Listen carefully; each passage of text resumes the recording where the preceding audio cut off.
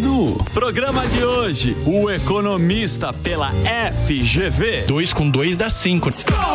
Mestre pela Barcelona School of Economics e PhD pelo INSPER. Quem produz mais, perfeito, vai colher mais. O cara também é conselheiro da USP, além de deputado estadual por São Paulo. O amigão do Samidana, Leonardo Siqueira. Ô, Siqueirinha!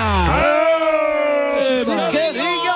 Olha o Siqueirinha aí, ó. Siqueirinha vai às compras. O homem do Sami da Leste. Você viu? O homem do Sami da Leste. O Siqueirinha está aqui, nós queremos a sua avaliação dos candidatos aí da prefeitura, né, de prefeitura aí pelo Brasil.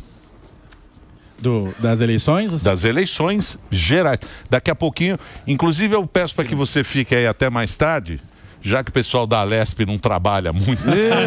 Tem folga. Tem 10 assessores. Da Alesp você tem 12 assessores. Lá falou que ninguém trampa. Então você vai ficar aí porque vem a vereadora mais votada, a Priscila, a mais votada de Fortaleza. Sim. Então você fica aí com a gente até o final do programa. Eu quero saber a sua avaliação, a sua análise dessa votação aí que a gente teve.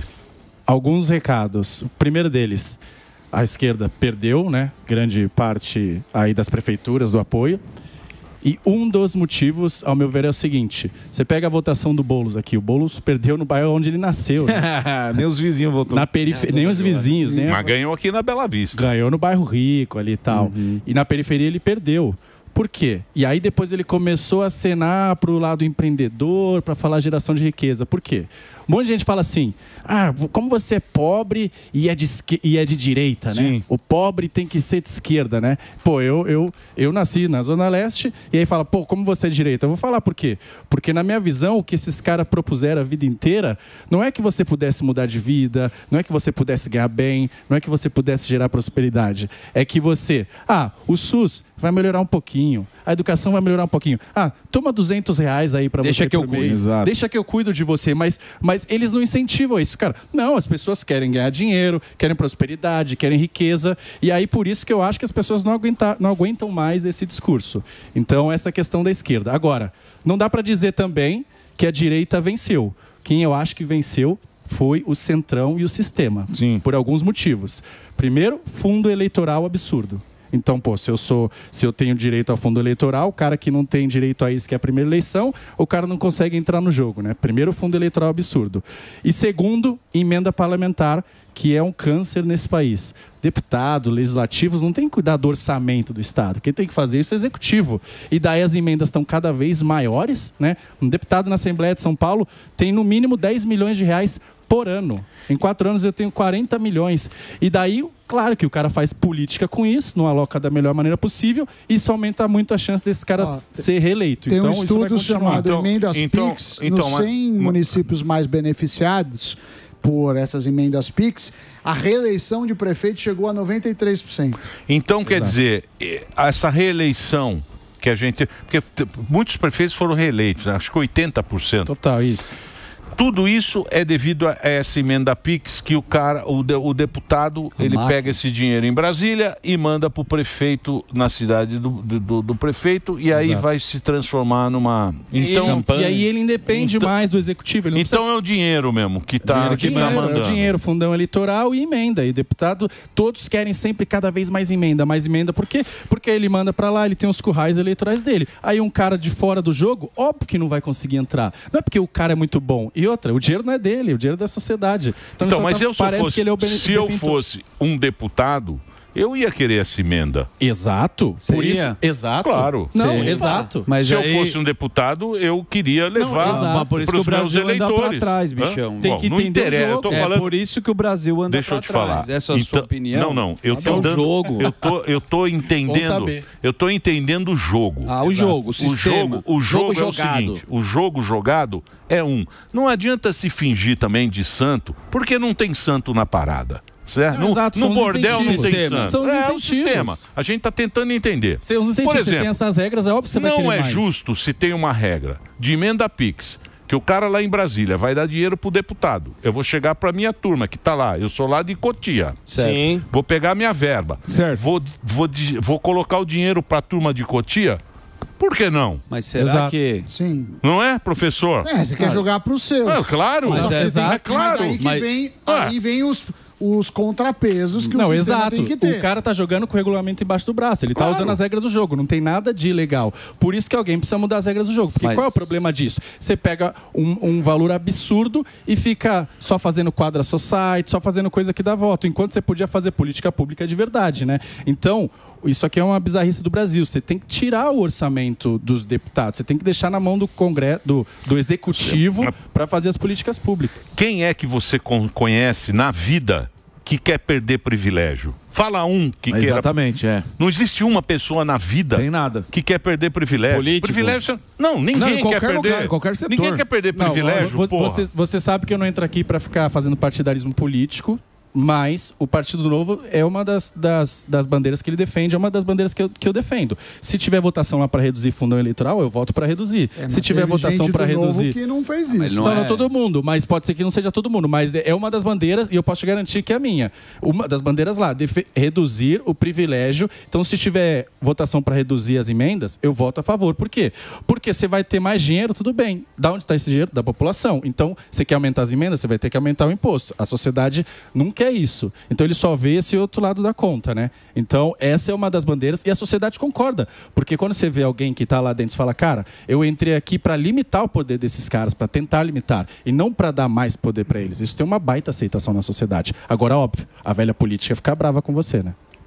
Não tem como quebrar, então, esse sistema, porque você vê, vai ter votação. Quem tá com o Lira lá também vai manter porque tem algum interesse na mesma linha de raciocínio. Ou por emendas, ou por favores. Rabo preso. O PL e o PT se juntaram para apoiar o candidato lá, Hugo Mota, na presidência da Câmara. Eu falei, PL e PT se juntou? É porque alguma coisa tem. Só tem uma coisa que une todos os políticos. Quando você vai dar mais poder para ele, mais chance de reeleição. Então eu já sei que não é bom para a sociedade.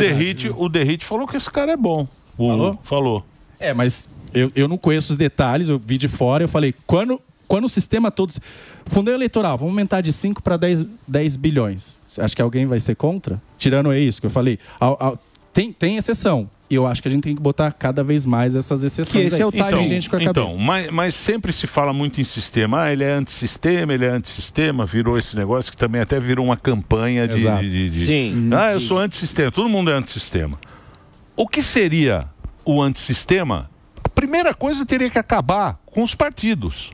Boa. Para não ter mais sistema, tem que acabar o sistema eleitoral do jeito que é. Porque quem manda mesmo são os donos do partido. É isso aí. Ou não? Quem manda são os donos dos partidos. Com certeza, o melhor emprego do mundo é você ser dono do partido. Mas isso não vai acabar.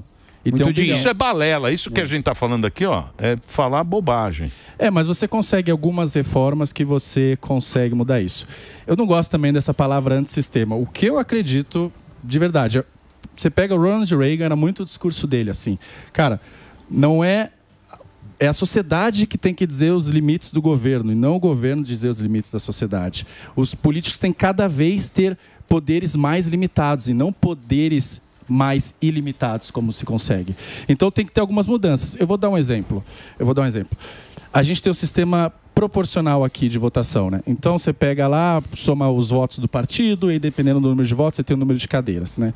Então, o que acontece? Quando você tem esse sistema, imagina que fosse um sistema distrital, que você divide, né, em vários locais e tal, o estado ou a cidade, e aí você vai ter o cara votado por região. Se você tem um cara que defende, por exemplo, bombeiros, ou outro que defende, por exemplo, a igreja, por exemplo, se ele fosse naquela região, ele não ia ter voto suficiente para poder...